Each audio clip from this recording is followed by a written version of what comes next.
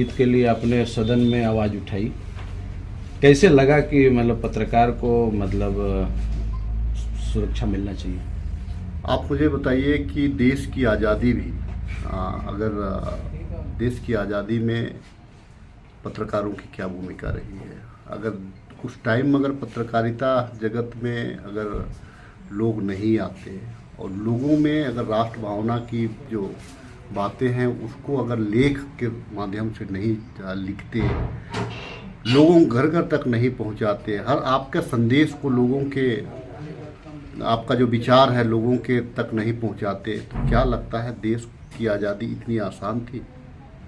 आज देश की जो हालात है आज़ादी के बाद से लेकर के अभी तक परिस्थितियां बदलते रहती है और सारा जहां इस बात को मानता है कि इस प्रजातांत्रिक व्यवस्था में जो मीडिया है वो देश का चौथा स्तंभ है, वो समाज का एक दर्पण है, समाज का आंख कान है।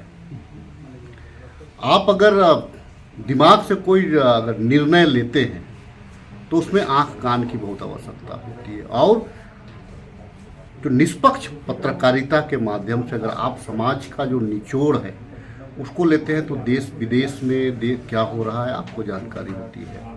और इस चीज़ को परोसने में, इस चीज़ को लाने में पत्रकार साथियों को बहुत सारे कठिनाइयों का सामना करना पड़ता है। कहीं गोली चल रहा है फिर भी उसको आपको कवरेज देना है, उसमें आपको अपना विचार व्यक्त करना है। कहीं पे हिंसा हो रही है वहाँ आप जा रहे हैं, कहीं पे आयोजन हो रहा है आप वहाँ जा रहे हैं, तो हम भी तो आप ही पे भरोसा कर सकते हैं ना कि हमारी जो विचार हैं उसको आप समाज तक पहुँचा दें।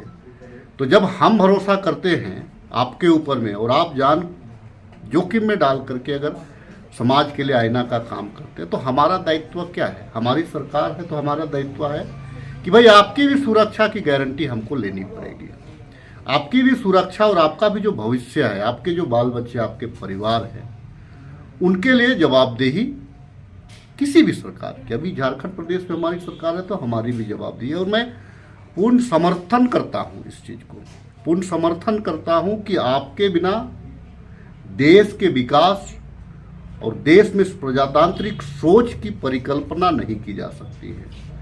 तो मेरे दिल में जो जज्बात थे आपके प्रति मैंने उसको सदन पटल में रखने का काम किया। इंडियन जर्नलिस्ट एसोसिएशन के महासचिव देवानंद जी इस बारे में 4 साल से आवाज़ उठा रहे हैं, लेकिन आज पहली बार उनका आवाज़ सदन में गूंजा है।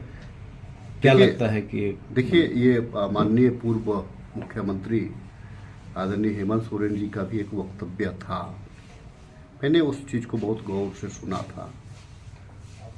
नई सरकार है, इनके जेहन में भी रहनी चाहिए, चंपाइदा धरातल को समझते हैं और हमारा मांग है और हमारी इच्छा है कि हमने जो मांग रखा है